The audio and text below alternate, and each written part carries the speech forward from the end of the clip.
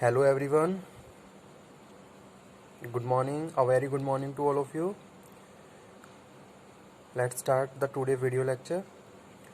Students, in the previous video lecture we have discussed various definitions, concept of organizational behavior. Same topic, today we are continuing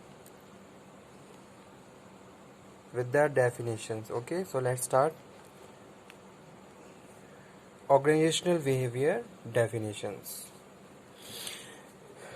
Today we are going to discuss definition which is given by Fred Luthans. Organizational behavior is directly concerned with the understanding, prediction and control of human behavior in organization. Okay, तो अगर हम बात कर रहे हैं ओबी की, तो organisational behaviour क्या है? Organisational behaviour is concern with understanding human behaviour. किसी भी ह्यूमन को अगर हम किसी भी इंडिविजुअल की बात कर रहे हैं और वो ऑर्गेनाइजेशन में काम कर रहा है, तो उसके बिहेवियर को स्टडी करना, that is also studying of organisational behaviour. तो वो भी क्या है? ऑर्गेनाइजेशनल बिहेवियर है. जहाँ हम क्या कर रहे हैं, उसमें लोगों के बिहेवियर को स्टडी कर रहे हैं कि भाई किस तरीके से लोग ऑर्गेनाइजेशन में काम करते हैं. अगर उन्हें कोई एक पर्टिकुलर टास्क असाइन किया जाता है तो वो किस तरीके से अपने टास्क को कंप्लीट करते हैं और किस तरीके से फाइनली अपने गोल्स को अचीव करते हैं. ठीक है, तो वो चीज़ यहाँ पे हम बात कर रहे हैं. Organisational behaviour is directly concern with the understanding. ठीक है, लोगों के बिहेवियर को समझना, that is also studying OB. Okay, prediction.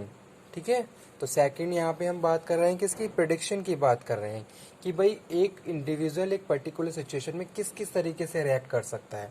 ठीक है, तो वो भी क्या है, वहाँ पे भी पूरा ओबी स्टडिंग ऑफ ओबी है.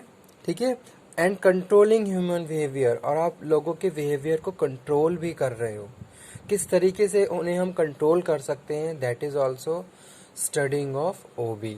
तो ये अगर हम ओबी की बात करें तो ये जो एक स्पेसिफिक डेफिनेशन है जो फ्रेड लुथान ने दी, उन्होंने बताया कि अगर हम ओबी की बात कर रहे हैं तो OB is directly concern with the understanding human behaviour, prediction human behaviour and controlling human behaviour.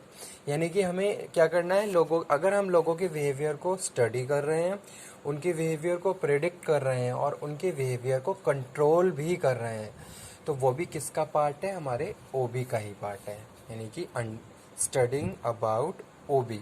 तो अगर हम तीनों अलग अलग फैक्टर वाइज अलग अलग डिवाइड कर लें तो तीनों ही एरिया में प्रॉपर ओबी का स्कोप है. ठीक है, तो studying of OB scope in different 3 areas. तो वो चीज़ यहाँ पे हमने पहली डेफिनेशन में डिस्कस की. Organisational behaviour is directly concern with the understanding, prediction and controlling human behaviour. अब यहाँ पे मैं एक एग्जांपल कोट करता हूँ. जैसे सपोज एक न्यू ज्वाइनी हमारी ऑर्गेनाइजेशन में आया. ठीक है, अब आप उस ऑर्गेनाइजेशन में एज अ किसी एक पर्टिकुलर डिपार्टमेंट में एज अ मैनेजर काम कर रहे हो. ओके, तो आप जब कोई एक नया फ्रेशर या कोई एक नया ज्वाइनी आपके डिपार्टमेंट में आ रहा है, तो सबसे पहले आप उसके बिहेवियर को क्या करोगे? अंडरस्टैंड करोगे.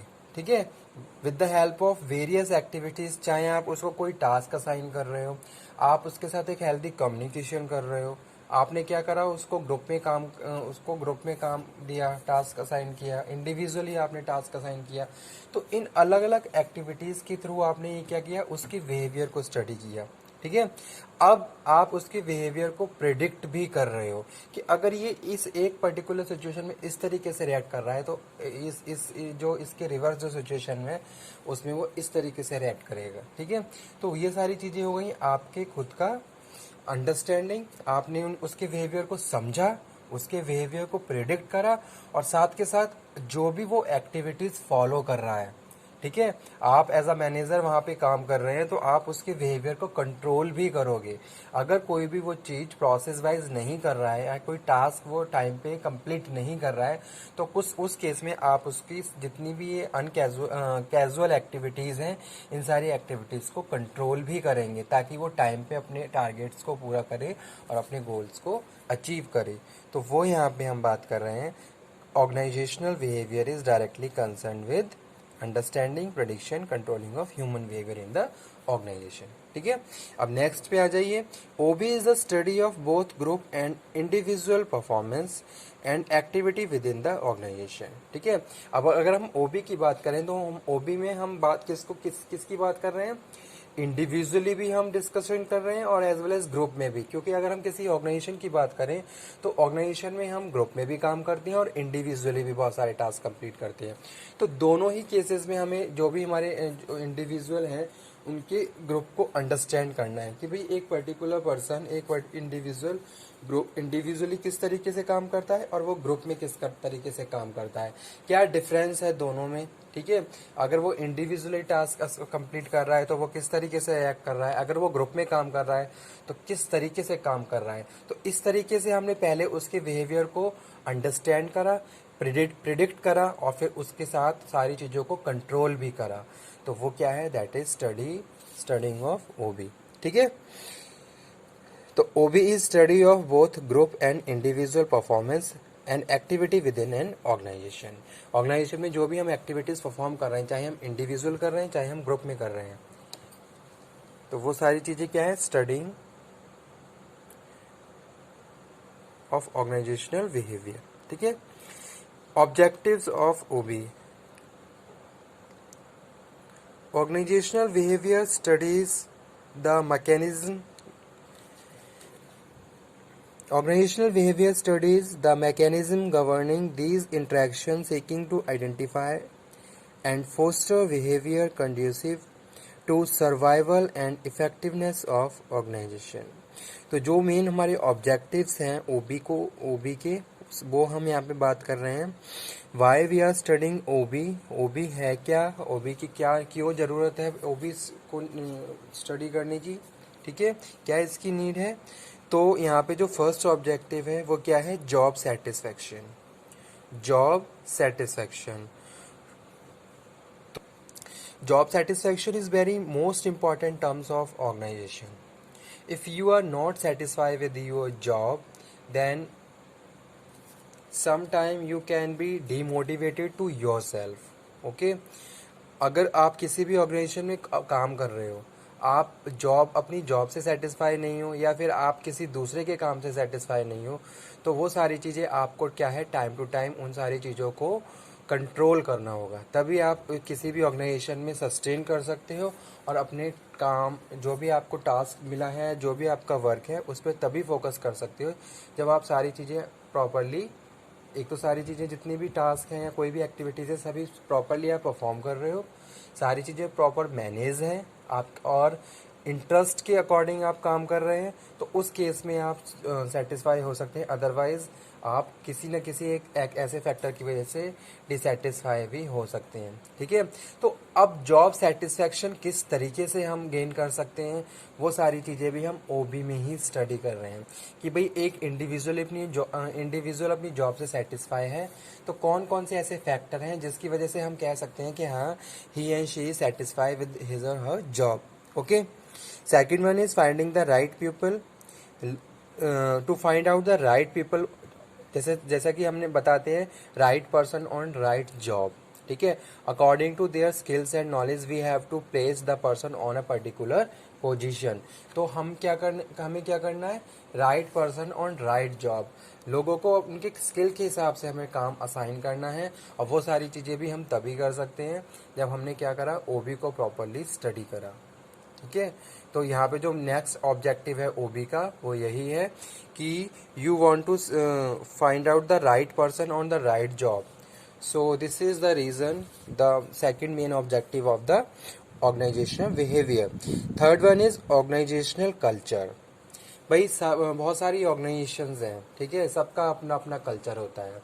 अगर हम बात करें रूल्स एंड रेगुलेशन, पॉलिसी, हर ऑर्गेनाइजेशन की अपनी अलग अलग पॉलिसी होती है। ठीक है, अब उस पॉलिसी के हिसाब से किस तरीके से हम वहाँ पे काम कर सकते हैं, तो वो सारी चीज़ें भी यहाँ पे हम डिस्कस कर रहे हैं। Third main objective of organisational behaviour, ठीक है। नेक्स्ट है leadership and conflict resolution. Which kind of quality required in a particular leader.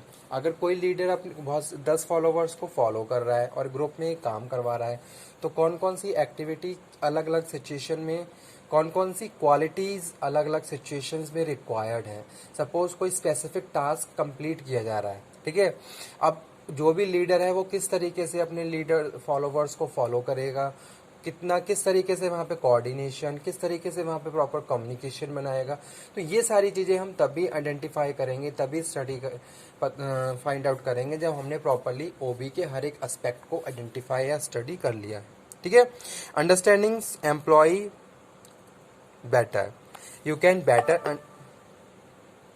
you can better understand your employee when you have studied their behavior, you have predict their behavior, you have controlled their behavior, okay। तो वो जो next objective है वो यही है, understanding employ better. उसके बाद है understand how develop good leaders, okay. Which kind of qualities required. एक लीडर के लिए कौन कौन सी क्वालिटीज रिक्वायर्ड हैं, कौन कौन से मैनेजरियल स्किल्स रिक्वायर्ड हैं, किस तरीके से वो अपने मैनेजरियल स्किल्स को यूज़ करके अपने जो भी उसकी जो डे टू डे टास्क है उनको परफॉर्म कर सकता है और बहुत अच्छे इफेक्टिव और एफिशिएंट मैनर में अपने जो भी उसके गोल्स हैं उनको अचीव कर सकता है। नेक्स्ट ऑब्जेक्टिव है डेवलप गुड टीम, ठीक है। एक अच्छी टीम डेवलप करना, also part of organisational behaviour, ठीक है। और लास्ट वन है हायर प्रोडक्टिविटी। आप अपनी ऑर्गेनाइजेशन की प्रोडक्टिविटी बढ़ाना चाहते हो तो उसके लिए पहले आपको प्रॉपरली अपनी ऑर्गेनाइजेशन के हर एक एस्पेक्ट को आइडेंटिफाई करना पड़ेगा। चाहे हम फिजिकल रिसोर्स की बात करें, चाहे हम ह्यूमन रिसोर्स की बात करें, चाहे हम फाइनेंशियल रिसोर्स की बात करें, each and every resource you have to manage, you have to know, you have to plan कि किस तरीके से हम उनको ऑप्टिमम इफेक्टिव यूज़ कर सकते हैं। तो ये सारी चीज़ें हम बात कर रहे हैं किसमें, ऑब्जेक्टिव्स ऑफ ऑर्गेनाइजेशनल बिहेवियर। तो अगर हम ऑर्गेनाइजेशनल बिहेवियर को स्टडी कर रहे हैं तो क्यों स्टडी कर रहे हैं, उसके कुछ ऑब्जेक्टिव्स हैं। वो ऑब्जेक्टिव्स यहाँ पे लिखे हुए हैं जॉब सेटिस्फेक्शन के लिए, फाइंड द राइट पीपल। अगर जैसे कि कोई रिक्रूटमेंट सिलेक्शन का प्रोसेस होता है तो राइट पर्सन हम सिलेक्ट करते हैं, तो कैसे करते हैं, बहुत सारी चीज़ें भी आपको पता होनी चाहिए कि भी किस टाइप के स्किल्स की रिक्वायरमेंट है और उसके हिसाब से हम किस तरीके से राइट पर्सन को सिलेक्ट कर सकते हैं, ठीक है। तो वो सारी चीज़ें यहाँ पे हम बात कर रहे हैं। Organisational culture, leadership and conflict resolution, किस तरीके से लीडरशिप और किस तरीके से कॉन्फ्लिक्ट को रिजॉल्व किया जाता है। सपोज इंडस्ट्रियल रिलेशन सफ़र कर रहे हैं तो अब किस तरीके से इंडस्ट्रियल रिलेशन को हम हेल्दी बना सकते हैं। तो ये सारी चीज़ें भी आपको तभी पता चलेंगी जब आपने ऑर्गेनाइजेशन की हर एक एस्पेक्ट को आइडेंटिफाई कर लिया है और हर एक आपके पास प्रॉपर स्किल्स हैं कि किस तरीके से कॉन्फ्लिक्ट को रिजॉल्व किया जा सकता है और किस तरीके से बेटर अंडरस्टैंडिंग और बेटर कोऑर्डिनेशन कम्युनिकेशन बना के ऑर्गेनाइजेशन के गोल्स को हम अचीव कर सकते हैं, ठीक है। तो आज का टॉपिक यहीं पे फिनिश करता हूँ मैं। तो आज हमने पढ़ा definitions and objectives of organizational behavior. Okay, thank you.